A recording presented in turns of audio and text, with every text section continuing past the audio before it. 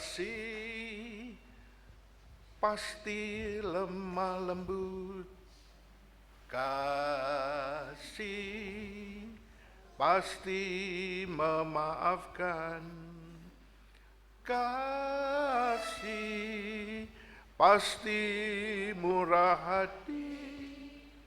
Kasih-Mu, kasih-Mu Tuhan.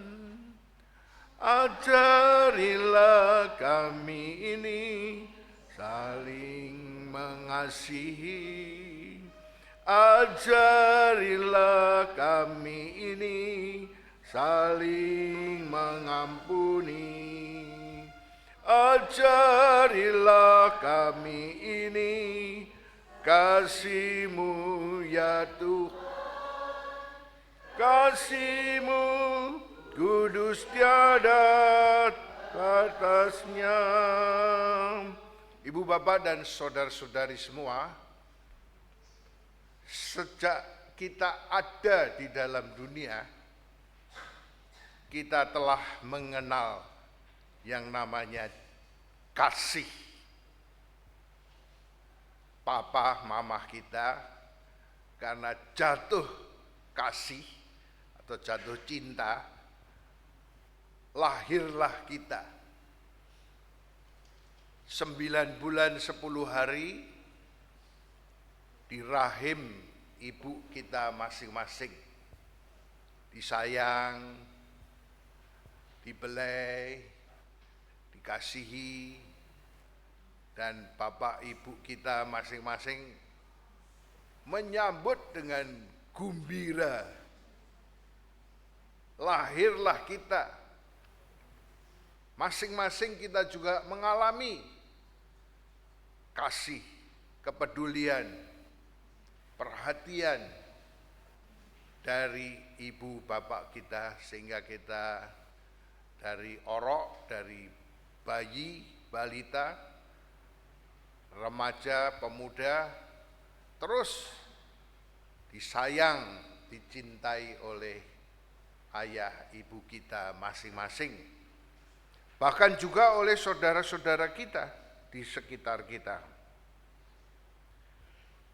Tapi sayang, 1000 sayang ibu bapak dan saudara-saudara,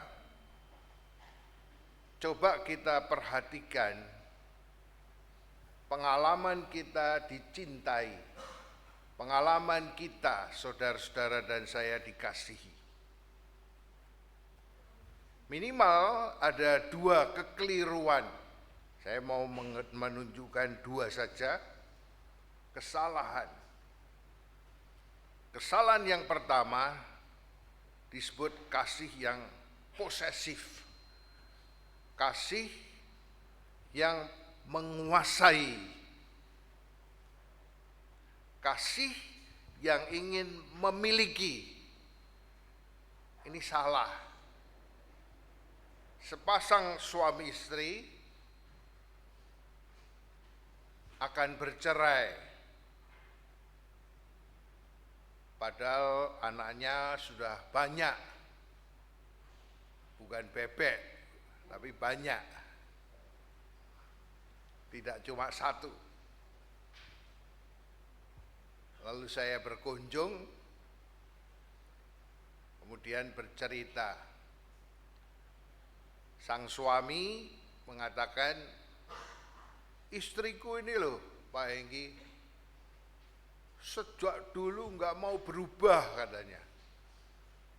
Saya tidak suka. Sebaliknya, istrinya juga bilang, Pak Hengki, suamiku ini loh, sejak pacaran dulu sampai sekarang nggak mau berubah katanya. Aku tidak suka. Lalu saya tanya, lah dulu waktu nikah bilang apa gitu ya. Ya katanya cinta sehidup semati, suka maupun tidak suka, miskin maupun kaya, sehat maupun sakit, akan tetap cinta katanya kan. Itu waktu janji nikah. Tapi setelah ada problem, maka begitu. Lalu saya cuma nasihati satu kalimat saja. Masing-masing berubahlah demi pasangannya. Jadi jangan menuntut pasangannya berubah, tetapi sebaliknya kita sendiri berubah. Kalau kita sendiri, suami, berubah, maka istrinya akan terpengaruh berubah jadi lebih baik. Jadi, setelah saya memberi nasihat satu kalimat itu, ubahlah dirimu sendiri demi cinta, demi kasih kepada pasanganmu. Maka suami istri nggak jadi cerai sampai sekarang. Bapak, Ibu, dan saudara-saudara,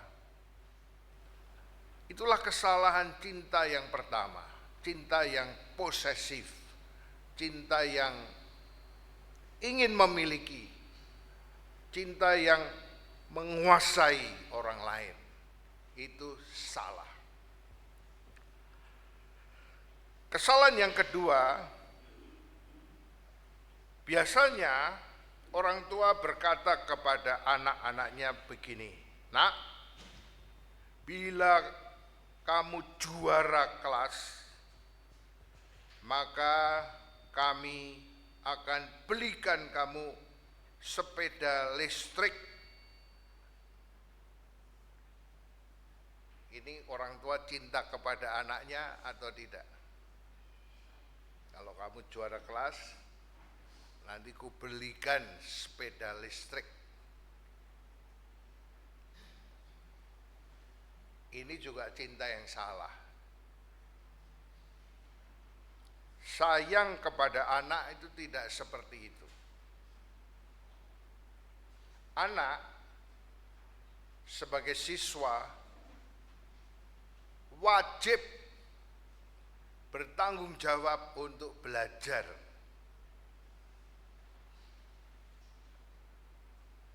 Bukan karena akan dapat sepeda listrik lalu belajar, tidak boleh gitu. Sebagai anak masih siswa atau mahasiswa-mahasiswi, wajib, tidak usah diiming-imingi dapat hadiah, ya harus belajar. Kalau tidak mau belajar, ya tanggung jawab sendiri.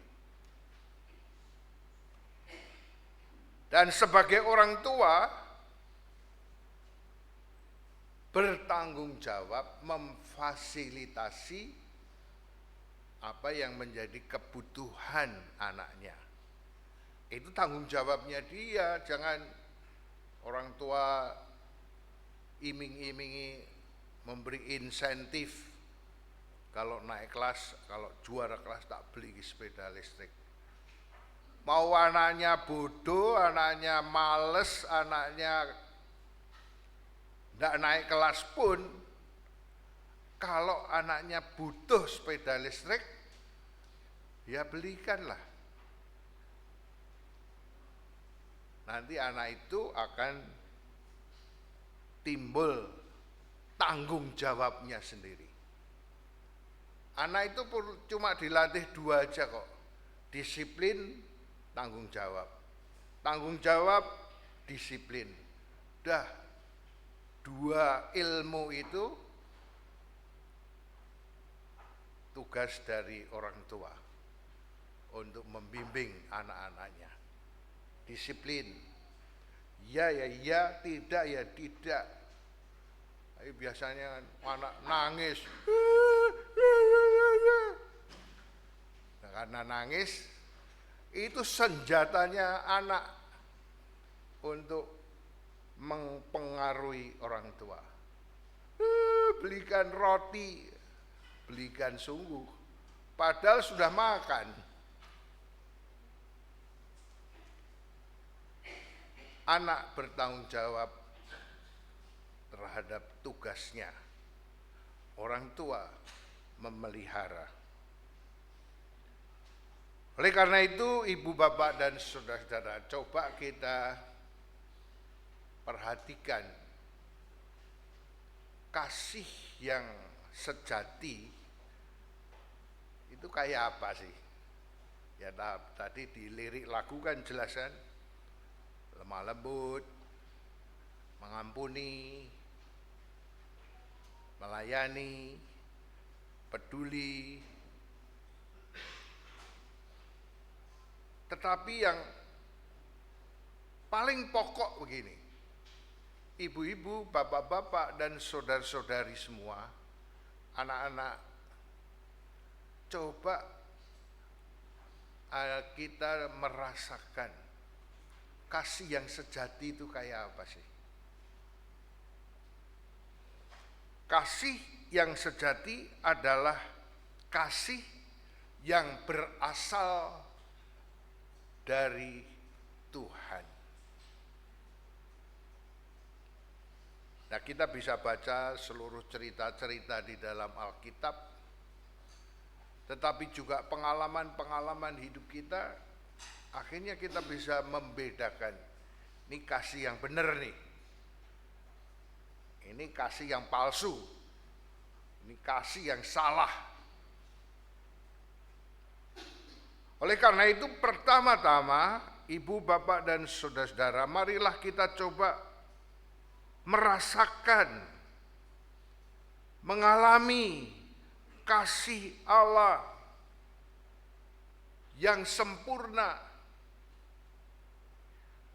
kasih yang terus-menerus di sepanjang hidup kita ada di dalam hati kita, ada di dalam seluruh badan hidup kita. Dari kanak-kanak, remaja, pemuda, dewasa, bahkan sampai usia lanjut, kita semua.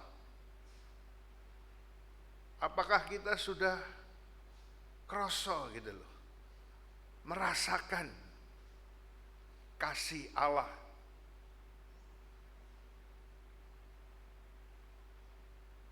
Kasih yang sempurna, kasih yang benar-benar kasih. Kalau kita mengalami kasih yang dari Allah, barulah kita bisa mengasihi Allah dan mengasihi sesama.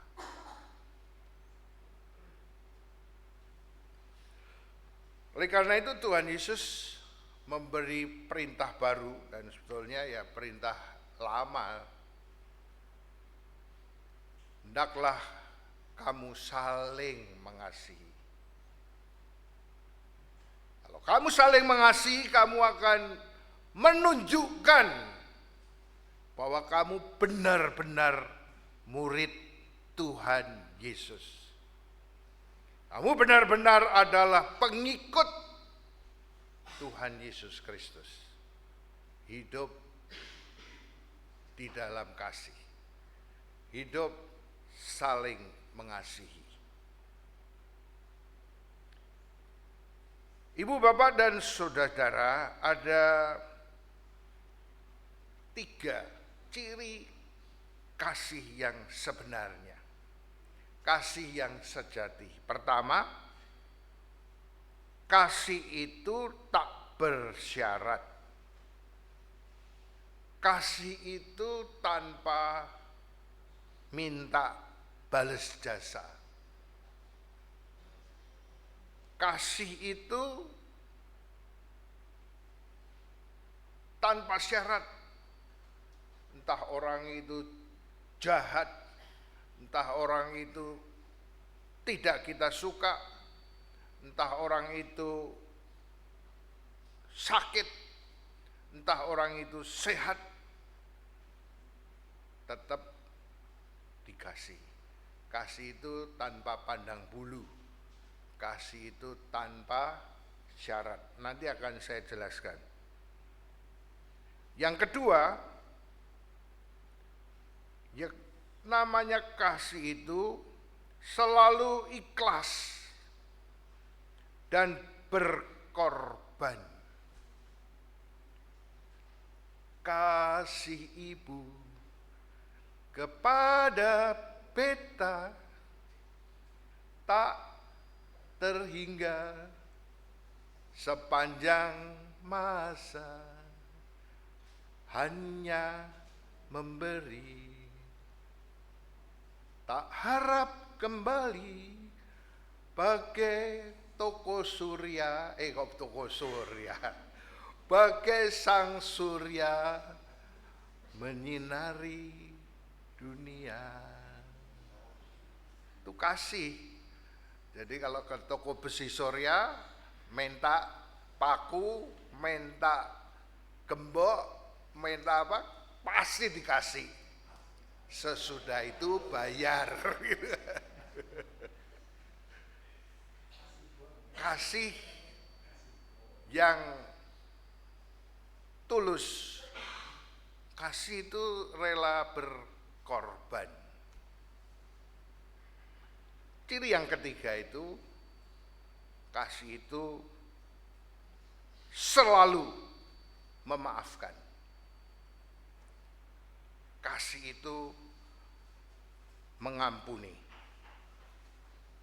Nah, mari kita coba lihat secara praktis gitu ya. Bagaimana kita menerapkan 3 ciri khas kasih yang sebenarnya. Kasih yang berasal dari Tuhan. Selain kita pertama-tama sudah mengalami dulu. Kalau kita tidak mengalami, kita tidak pernah merasakan cinta Tuhan, kita jangan berharap bisa mempraktekkan kasih yang sejati ini.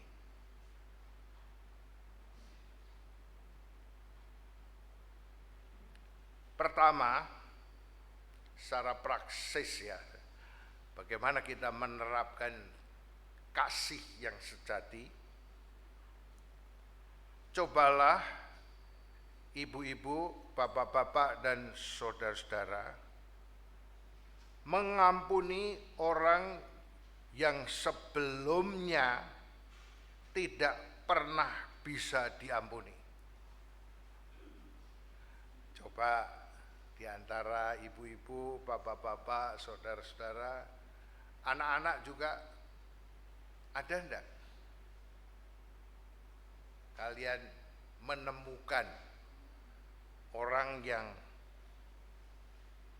tidak bisa, sampai hari ini mungkin, aku enggak bisa memaafkan dia.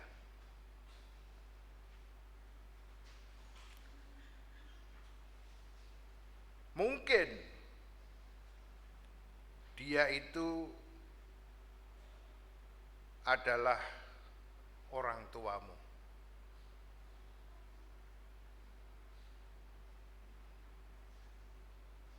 Saya ketika belajar penyembuhan luka-luka batin, ada seorang pemuda, bahkan sudah agak pemuda senior gitu, dalam pertemuan itu menangis luar biasa. Karena dia teringat ketika masih ada di dalam kandungan ibunya, dia itu ingin digugurkan oleh ibunya. Nah, kok bisa tahu? Padahal dia kan sekarang udah pemuda senior nih, 20 hampir 30 tahun usianya. Ketika mendengar ceramah tentang penyembuhan luka-luka batin, tiba-tiba dia menangis. Ada kuasa Tuhan yang menolong dia sehingga dia itu bisa tahu dulu waktu dalam kandungan, dalam rahim ibunya itu minum obat-obat sampai mencolot supaya kandungannya gugur.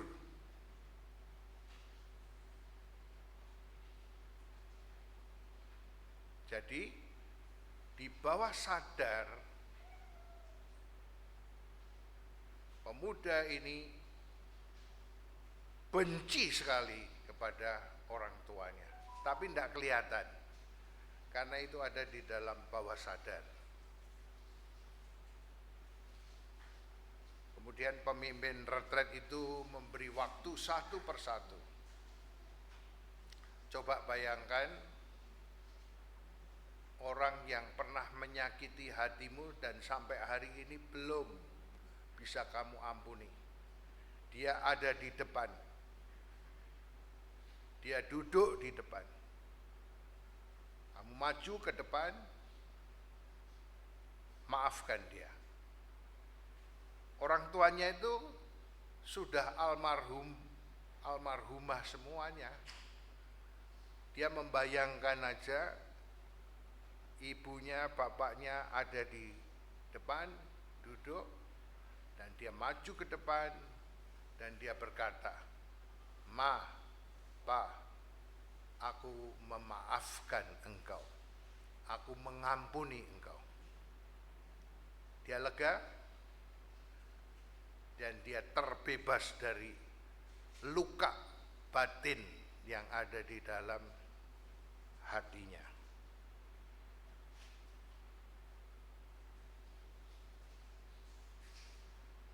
Yang kedua,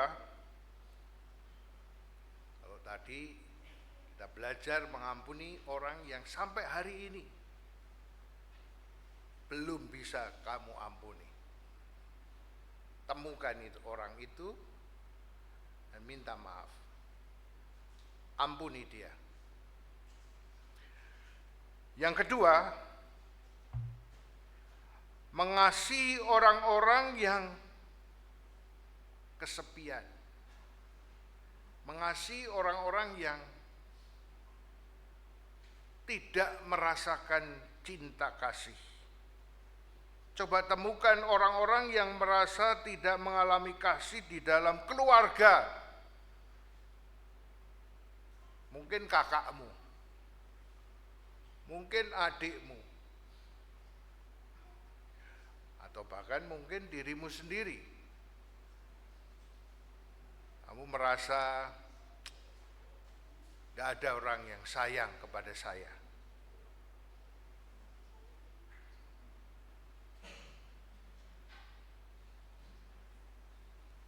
Pada waktu saya masuk sekolah SMA Kristen di Magelang, pada hari pertama saya naik sepeda dari rumah ke sekolah. Di tengah jalan saya melihat ada seorang yang asing, saya nggak kenal orang ini. Orang ini sampai sekarang jadi jakwir cetem saya, jadi hoping saya sampai hari ini. Dia ada di pinggir jalan, dia naik sepeda, saya juga naik sepeda. Lalu saya sapa. Nah, sejak itu saya kenal sama dia, dan kami walaupun beda kelas, tapi saling mengenal. Ketemu di gereja juga sampai hari ini. Dia ingat, Heng, kamu pertama kali orang yang menyapa saya, dia bilang. Saya enggak ingat malah. Dia cerita. Sebaliknya, 8 tahun kemudian saya masuk, 3 tahun kemudian saya lulus SMA. Hari terakhir saya harus daftar masuk sekolah calon pendeta. Sekolah Tinggi Teologi Duta Wacana di Jogja. Hari terakhir, teman saya itu punya sepeda motor trail. Aku bilang, tolong aku antar ke Jogja. Hari terakhir saya menyerahkan formulir pendaftaran. Teman saya nggak pernah ingat lagi. Oh iya toh, dia nggak ingat bahwa dia pernah menghantar saya naik sepeda motor trail warna kuning Yamaha ke Jogja. Dia ndak ingat, tapi saya ingat. Demikian juga waktu saya menyapa dia dan di hari pertama masuk sekolah SMA. Saya ndak ingat, tapi dia ingat. Bapak-bapak, ibu-ibu dan saudara-saudara, carilah di sekolah barangkali ada orang yang kesepian, gak punya banyak teman, bahkan kalau jam istirahat, ya dia di kelas sendirian. Orang-orang seperti itu perlu kasih perhatian. Yang ketiga, marilah kita menunjukkan kepada dunia seperti apa itu kasih. Kalau diomongkan gampang kan? Lemah lembut, memaafkan, mengampuni, melayani, peduli. Itu cuma kata-kata indah saja. Kita mesti menunjukkan cinta kasih yang dari Tuhan itu dengan seluruh kehidupan kita. Seluruh kehidupan kita itu adalah cinta. Seluruh hidup kita adalah kasih. Nah, saya punya ilustrasi demikian. Di suatu tempat ada sebuah patung singa yang kalau dilihat dari jauh maupun dari dekat seperti singa betulan. Nah, di dekat situ kebetulan ada pemahatnya atau tukang patungnya. Lalu tukang patung itu ditanya, kok bisa toh buat batu jadi seekor singa kelihatan hidup seperti singa betulan dari jauh maupun dari dekat.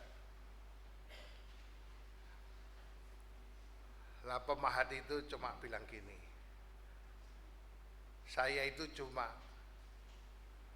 menghilangkan yang bukan bentuk singa.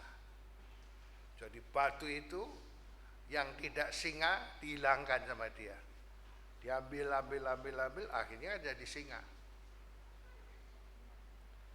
Kemarin waktu kami ke Dieng, di tengah jalan mau masuk Wonosobo itu ada patung Pak Supri seperti Pak Supri, seperti Pak Supri. Pak Supri foto di situ. Biawak. Persis biawak hidup. Nah, Bapak, Ibu dan saudara-saudara. Jadi cara kita menunjukkan kepada dunia tentang cinta Tuhan, tentang kasih yang sempurna, kasih yang beneran,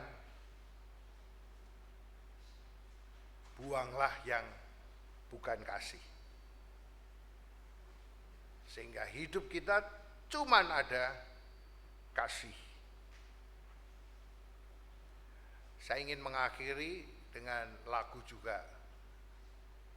Mengasihi, mengasihi lebih sungguh. Mengasihi, mengasihi lebih sungguh. Tuhan lebih dulu mengasihi kepadaku. Mengasihi lebih sungguh. Melayani,